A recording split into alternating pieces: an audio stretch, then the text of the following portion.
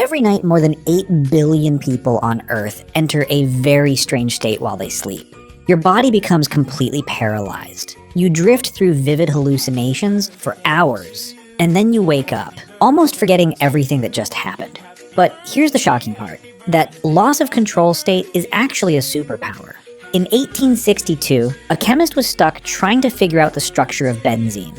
Frustrated, he fell asleep. In his dream, he saw snakes curling into circles and biting their own tails.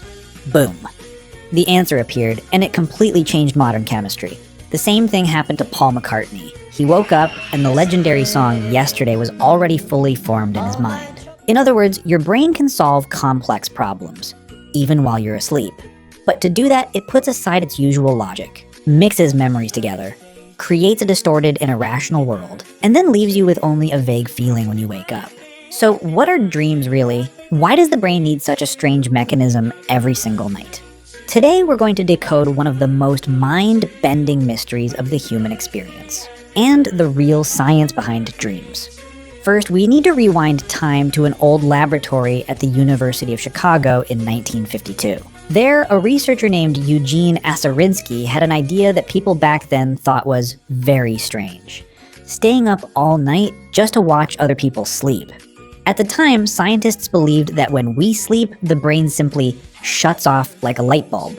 But when Aserinsky hooked electrodes up to his son's head and other volunteers, he was surprised. After a few hours of calm, deep sleep, their brains suddenly lit up. Brainwaves started going wild, as if they were awake solving calculus problems or racing in a Formula One competition. And most fascinating of all, their eyes. Under closed eyelids, their eyeballs were darting back and forth rapidly, like they were watching a high-speed tennis match up close. They called it REM, rapid eye movement sleep. And every time Aserinsky woke a volunteer right when their eyes were moving like that, most of them would shout, "Oh my God, I was just having an incredibly vivid dream." So what's actually happening inside your head at that moment? There are 4 extremely important biological changes. First is complete paralysis. Your brainstem sends a powerful chemical signal to lock down your major muscles. Why? It's a smart safety mechanism from nature. It stops you from accidentally swinging your arm and punching your spouse while dreaming you're an MMA fighter in the ring. Without this system, dreams would turn into real-life disasters. Second is realistic hallucination. During REM sleep, your visual cortex becomes highly active, making dream images incredibly vivid. That's why in dreams, colors look bright and details feel unbelievably sharp. To your brain, seeing with imagination at that moment can feel even more real than seeing with your eyes. Third is the disappearance of logic. This is the part I find the funniest. The prefrontal cortex, the area responsible for reasoning, judgment, and self-control, suddenly becomes much less active. That's why in your dream, riding a giant chicken to go buy bubble tea feels totally normal and reasonable. You don't question it at all until you wake up and think, what on earth did I just dream? And finally, memory wipe mode. The chemicals needed to form long-term memories, especially norepinephrine, drop to very low levels. It's like your brain is saying, hey, all this crazy, illogical stuff doesn't need to be saved to the hard drive. Just delete it. That's why just 10 minutes after waking up, most of your dream details quickly fade away. That's the perfect setup for a high-end virtual reality movie theater inside your skull, where you're the director, the main character, and the only audience at the same time. But this movie theater doesn't run randomly all night long. It follows a very strict schedule that scientists call the sleep cycle. Each night you go through about 4 to 6 cycles, and each one lasts around 90 minutes. Think of it like a roller coaster ride. First you enter light sleep, called NREM 1 and 2, short for non-rapid eye movement, meaning this is the stage where that fast eye movement of REM hasn't shown up yet. At this point, you can be easily awakened by a small noise or even the sound of your cat walking by.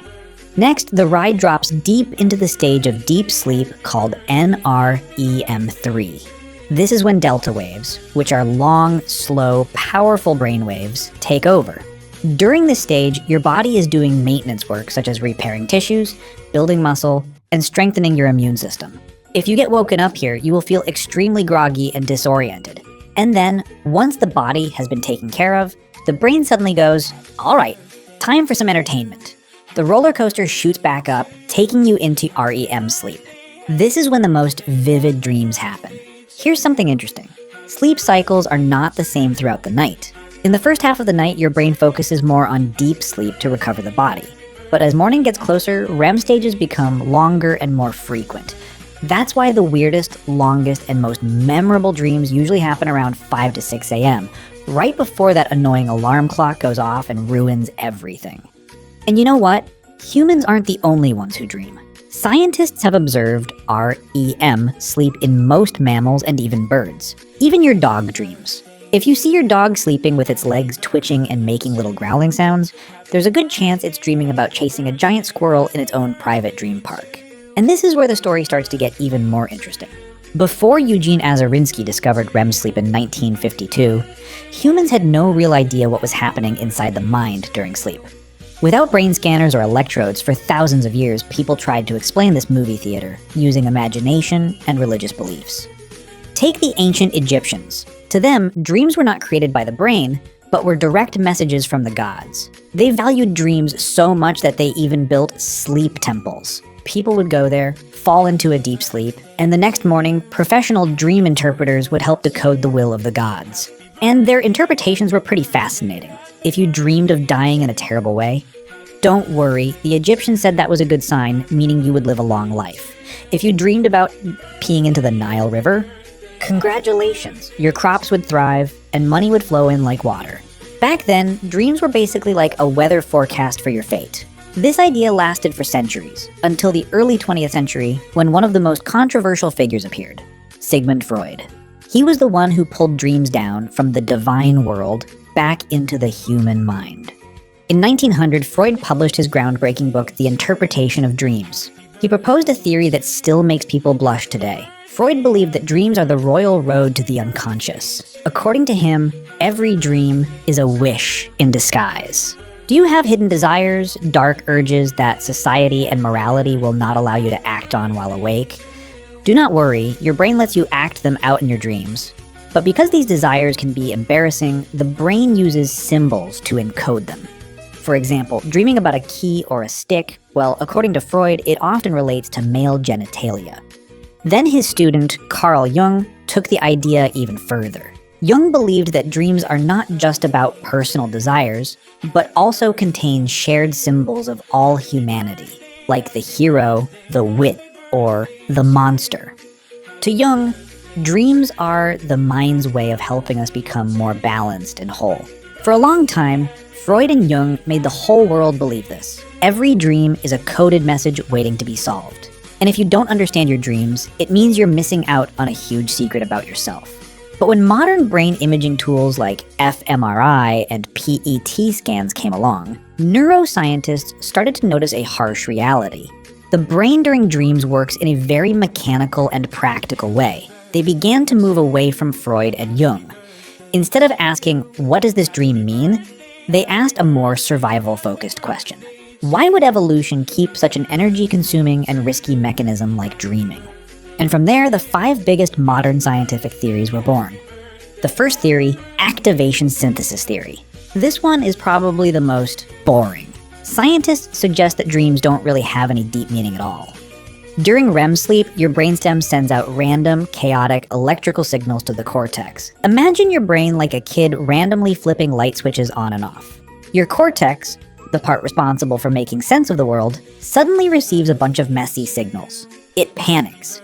It can't leave things chaotic, so it tries to stitch together those random images and sounds into a story that makes some kind of sense. The result?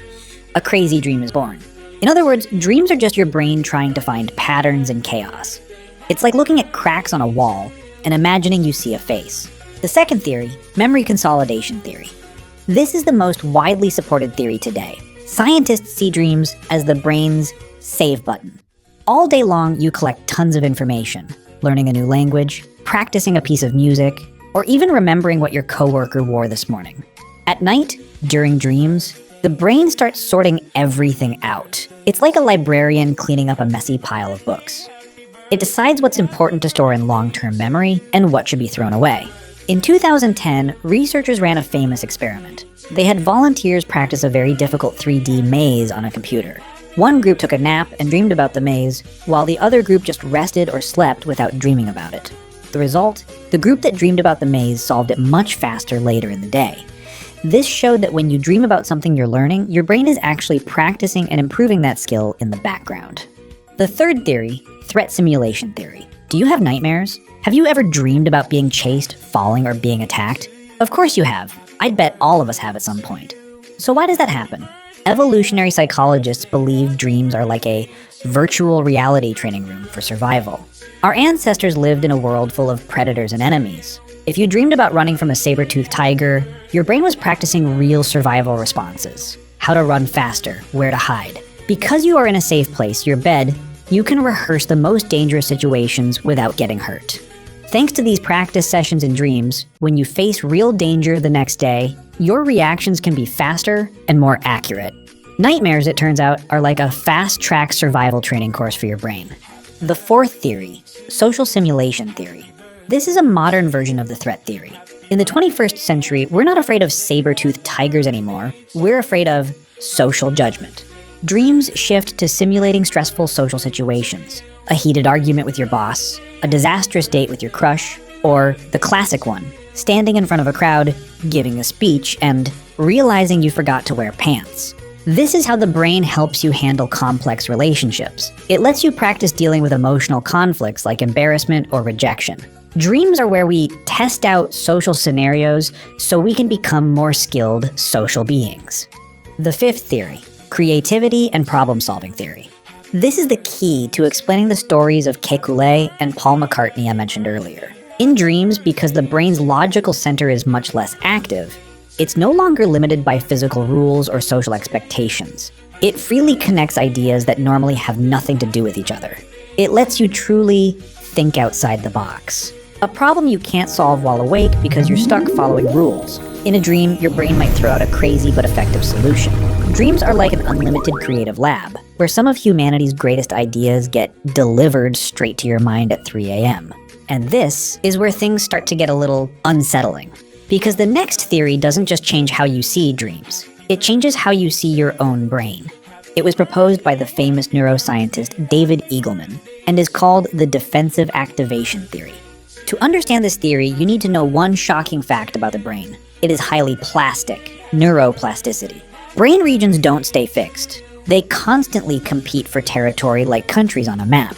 If one region stops being active, even for a short time, nearby regions will quickly move in and take over that space. Experiments have shown that if you are completely blindfolded, the auditory and touch cortex can start invading the visual cortex in as little as 40 to 60 minutes. The brain does not allow any area to sit idle.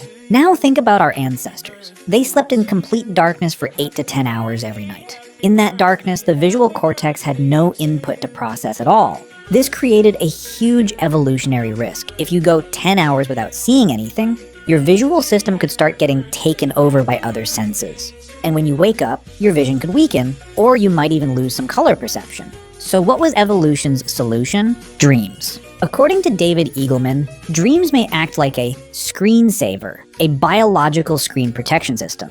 About every 90 minutes, the brainstem sends bursts of visual images into the visual cortex just to keep it busy, so it can signal to other brain regions. Hey, I'm still working, don't take over my territory.